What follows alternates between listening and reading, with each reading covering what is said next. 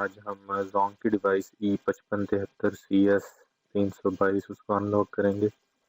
इसके लिए हम सबसे पहले डिवाइस की बैटरी जो है वो रिमूव करते हैं और देखें इसमें कोई सिम नहीं है अभी, और बैटरी इंसर्ट करके हम डिवाइस को ऑन करेंगे यहाँ पे और इसको कनेक्ट करते हैं अपने कंप्यूटर के साथ।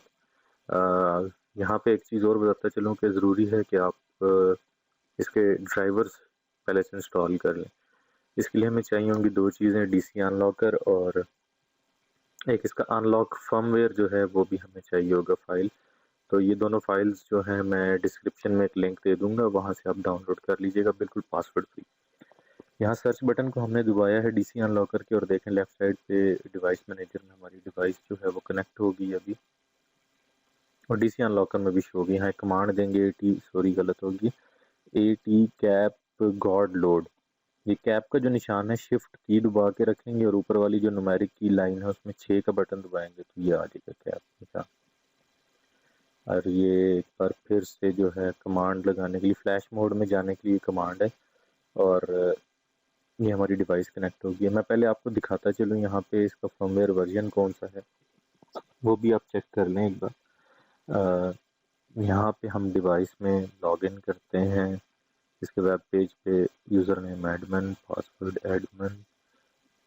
आपकी डिवाइस का कोई सा भी पासवर्ड हो सकता है। आप उसका ढक्कन खोलेंगे तो उसके ऊपर लिखा होगा सिस्टम्स डिवाइस इंफॉर्मेशन, और यहाँ पे देखें 21.318.3.1.306 इसका वर्जन है इस वक्त यहाँ पे। और अब हम चलते हैं दोबारा से डीसी अनलॉकर की तरफ, स्कैन करेंगे डिवाइस को और यहाँ देखें हमारी कॉम पोर्ट्स डिवाइस मैनेजर में शो होना शुरू हो जाएंगी और ये इसने उठा ली FC पोर्ट्स दोनों, PCUI पोर्ट और FC पोर्ट एप्लीकेशन जो है। डीसी अनलॉकर में भी हमारी डिवाइस जो है वो शो हो गई है। यहाँ पे दोबारा से वही कमांड फ्लैश मोड में जाने के लिए लगाएंगे AT cap God load, enter करेंगे, यहाँ ओके लिखा हुआ आ जाएगा और देखेंगे हमारी डिवाइस जो है वो फ्लैश मोड में चली गई है एक बार फिर। अगर आप अपनी डिवाइस को देखें यहाँ पे तो उसकी दोनों लाइट्स जो हैं वो ब्लिंक हो रही होंगी, बैटरी की और वाईफाई वाली, वो दोनों ब्लिंक हो रही होंगी, सिग्नल्स की सॉरी। और यहाँ से भी हम चलते हैं अपने फ्लैश की तरफ और ये फ्लैश फाइल है, इसको ओपन करेंगे। इसमें हार्डवेयर आईडी दी हुई है और ये हमारी है कीजन को भी ओपन कर लेते हैं।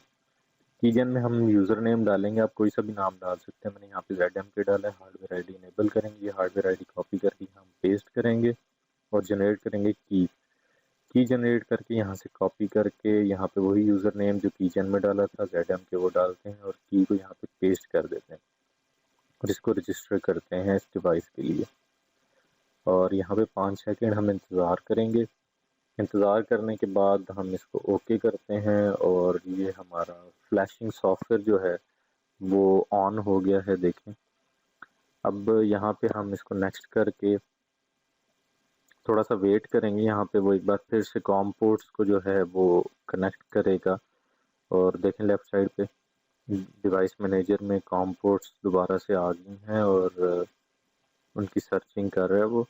अभी कनेक्टिंग हो रही है पोर्ट के साथ, फाइंडिंग पोर्ट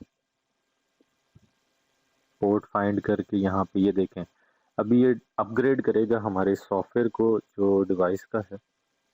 और ये टोटल प्रोसेस जो है 10 से 12 सेकंड्स का होगा और ये अभी जैसे ही स्टार्ट होगा तो उसके बाद ये हमारी डिवाइस फ्लैश हो जाएगी एकदम से और डिवाइस रीस्टार्ट होगी यहाँ पे फ्लैश होने के बाद और अनलॉक भी हो जाएगी। आप किसी भी नेटवर्क की सिम जो है इस डिवाइस में फिर चला सकेंगे, prepaid SIM, Jazz, Warid, Zong, Ufone, Telenor, कोई सी भी सिम आप इसमें चला सकेंगे 4G।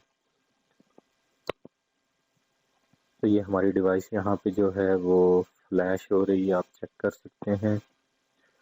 और जैसे ही ये कंप्लीट होगी तो यहाँ पे एक अपडेटेड सक्सेसफुली का ऑप्शन आ जाएगा, टिक लगा हुआ, और ये देखें डिवाइस मैनेजर में हमारी कॉम पोर्ट्स जो हैं वो ख़त्म हो गई हैं एक बार फिर। आप यहाँ पे थोड़ा सा वेट करें, ये देखें अपडेट सक्सेसफुल होगी यहाँ पे डिवाइस, और ये रीस्टार्ट भी होगी है। रीस्टार्ट होने के बाद डिवाइस जो है अपना वेब पेज ओपन करेगी, जो अमूमन इसको कनेक्ट करने पे होता है, ये देखें। और गो टू होम, क्योंकि इसमें सिम नहीं है इस वक्त, इसलिए इंसर्ट सिम की ऑप्शन दे रहा है। सेटिंग्स में जाएंगे, फिर इसको लॉग इन करते हैं एडमिन, और पासवर्ड भी एडमिन। सेटिंग्स में जाएंगे,